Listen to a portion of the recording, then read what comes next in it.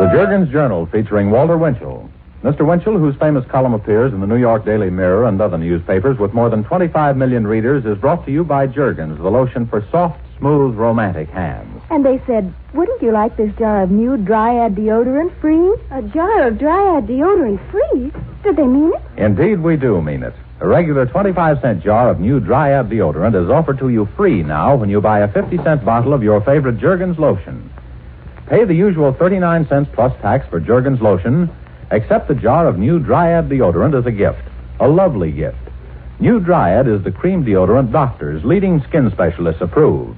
And Jergens lotion is the lovely hand care the Hollywood stars use. And it's finer than ever today. Save some money. Buy Jergens gift combination. Use today's Jergens lotion for just 2 weeks. If you aren't delighted, mail it back to the Andrew Jergens Company, Cincinnati 14, Ohio, and they'll return your money. You keep the jar of creamy new Dryad deodorant as your free gift. And now, ladies and gentlemen, Walter Winchell. Attention, Mr. and Mrs. United States. The Russian delegation lost its fight to have the United Nations pass a resolution to jail all warmongers. Instead, the United Nations agreed to denounce and condemn warmongering. What is a warmonger? Was Paul Revere a warmonger? History doesn't call him that. Although if Paul hadn't made his ride that night in 1775, there certainly wouldn't have been any fighting. There wouldn't have been any United States either. The rest of this, ladies and gentlemen, is respectfully directed to Mr. Trigby Lee and the others at the United Nations, who nearly every Monday morning request copies of my remarks of the night before. It is very important to me that they listen carefully, because I may be denounced and condemned by the United Nations for what I will now say. Your Excellency and members of the UN assembled at Lake Success, when do I stop being a reporter and an American and become a warmonger? If some potential enemy or unfriendly foreign visitor is planning to hurt my country from the air or underground, and I know it, should I forget it or risk being held up to scorn and public ridicule by you of the United Nations? You may say to me, no, don't forget it. Just send what you have along to Washington. Someone you know in Congress, the Senate, the White House, the State Department, or the Department of Justice. But Walter, don't get so excited and frighten the people of 48 states by telling them the truth. Well, Your Excellencies, I guess you'd better start practicing your very first warmonger condemnation. Because I am going to tell what I hear and know to the American people and not to anybody in official Washington. I'm tired and I'm done taking that 5 minutes after 4 o'clock every morning New York to Washington train without sleep to report things against the security of our country. I did that for 12 years, and I tell you, most of the time, nothing ever came of it. Because there are too many men and women in and out of the White House, the State Department, Congress, and the Department of Justice who are either left, right, or indifferent. Therefore, I shall continue to report directly to the people and let the people take it from there. Mr. and Mrs. North and South America and all the ships at sea, is this news or warmongering? Let's go to press. Lake Success, the current issue of the magazine called United Nations World, contains a most enlightening article by Admiral Zacharias. He reports that weapons now exist which could wipe off the earth every human being, animal, and all vegetable life. This American admiral, who distinguished himself during the war, added as follows, quotes, "These weapons are being manufactured right now. They are not an American monopoly. Several nations are known to have them. They are," Admiral Zacharias continues, "of a bacteriological and biological nature," end quotes. That, ladies and gentlemen, confirms in part what I reported a few broadcasts ago and for which some sources denounced me. Tokyo. The reason behind the Russian government's offer for withdrawal of all troops from Korea is simple. A packaged revolution is all ready. Communists would seize the Korean government within a month. Mexico City. The Comintern will open a big drive in Latin America, charging the United States with mistreating American Indians on U.S. reservations. The fact is that our Indian affairs badly need correction. Washington. The State Department is deeply concerned about the activities of the Polish and Yugoslavian culture representatives now touring the United States. Stockholm. Sweden, it appears, bet on the wrong horse. Expecting an American depression, Sweden tied herself up with Russian economy, and now Sweden needs American help to fill her Soviet orders. Belgrade. The biggest double talk and laugh, perhaps, of the week was this. Two top Russian leaders flatly contradicted each other. In Moscow, Mr. Molotov told the anxious, helpless Russian people that the atomic bomb was no longer a secret. In Belgrade, Russia's Mr. Zadanov told a Cominform meeting that America had a monopoly. Obviously, there is no monopoly in Russia on lying. Moscow. Last Sunday night, I told you how to recognize a communist over here. Because, among other ways, I said a commie believes that Stalin is infallible.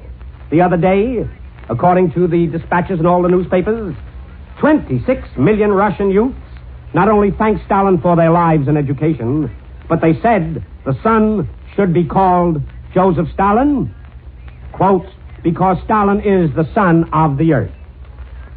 Son of the what? Buenos Aires. Dictator Perón's plan of courting Italian emigration has turned into a laughable international scandal. The first boatload of so-called laborers there turned out to be very wealthy Italians disguised in overalls. Dictator Perón, who shuts down independent newspapers and jails liberal university profs and students, met these phonies at the pier. The Washington ticker. The State Department has turned down the request of a dozen Harvard students to visit Yugoslavia. These students are boiling as no reason was given. I assume they wanted to see for themselves what the newspapers have stated about Tito and his alleged no-commie alliance. The Navy Department. When Admiral Nimitz retires, his successor as Chief of Naval Operations will be Admiral D.C. Ramsey. He's an airman, too. Washington. The Civil Rights Committee. Members are privately applauding John Edgar Hoover, the G-Man, for a magnificent job of protecting civil rights. Why privately? The White House. The Inner Circle and Congress will clash on the administration of the Marshall Plan. The White Houses want a government agency. The Republican leaders want a corporation. There will be voted, I am told, interim aid for Europe. Mr. Winthrop Aldrich, the chairman of Chase National Bank, is a very big factor behind the scenes. Washington. The administration will demand universal military training in the January session. Arlington. The price of our free press, the American newspaper, which reminds you that Tuesday next is Armistice Day, is usually a nickel or 2 cents. Plus 1.5 million wounded Americans and 350,000 Americans killed in action. To every young American, your country is quietly calling for help. See the Enlistment Bureau in your community for details. Mr. Jergens, the front page story in today's New York Herald Tribune that a German army of 1.5 million men was organized in Russia was reported by the Jergens Journal editor about a year ago. Pardon me, Mr. Winchell. I'd like to insert something in the classified columns of the Journal. Henry Morgan, I've heard you on the radio. Thanks a lot. I'd like to read this if you don't mind. Situation wanted male. Young comedian will be unemployed December 3rd. Prospective sponsors, please contact Henry Morgan, care of the Jergens Journal. Thanks very much. Well, I hope you get a sponsor, Henry. And now, Mr. James Banner for Jergens. I wonder, after I get married, should I keep on with my job? Well, that is a problem. It takes some doing to manage a household and a job, but one thing is sure. You can do dishes and laundry and your housework and still have lovely hands. Depend on Jergens lotion. Today's Jergens lotion protects your hands longer than ever against kitchen work roughness. And thanks to recent skincare research, today's Jergens lotion makes your hands feel softer and look smoother than ever. Then I guess lots of married girls use Jergens lotion. They certainly do. Young marrieds use Jergens lotion nearly 4 to 1 over any other hand care in the world. I know. My married sister always uses Jergens.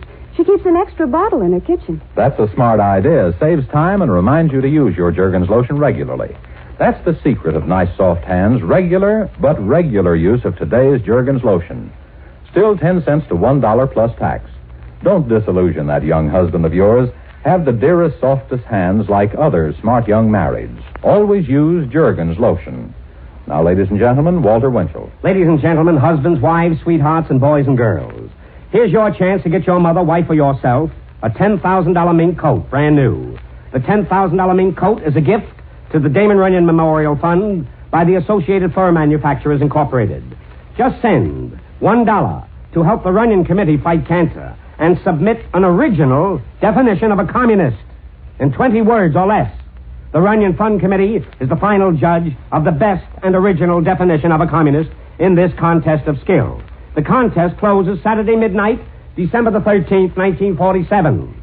And the person submitting the best definition of a communist will be announced by Santa Claus on my broadcast of Sunday night, December 21st, 1947. Just in time to give your mother, wife, sweetheart, or yourself a Merry Christmas.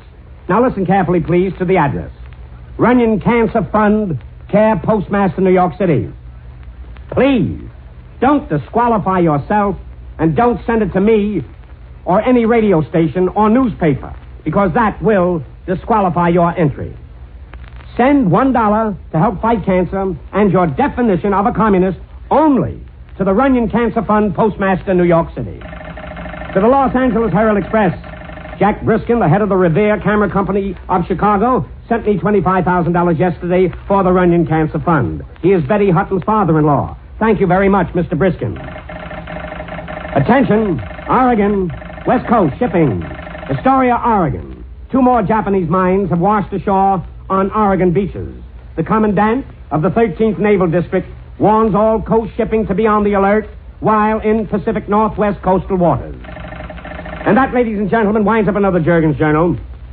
Until next Sunday night at the very same time. Until then, and with lotions of love, I remain your New York correspondent, Walter Winchell, who leaves you with this. Russia keeps cursing Americans for being capitalists. They'd sure be in a heck of a fix if we were paupers. Good night. Everyone is talking about the new look in fashion, a soft, ladylike look.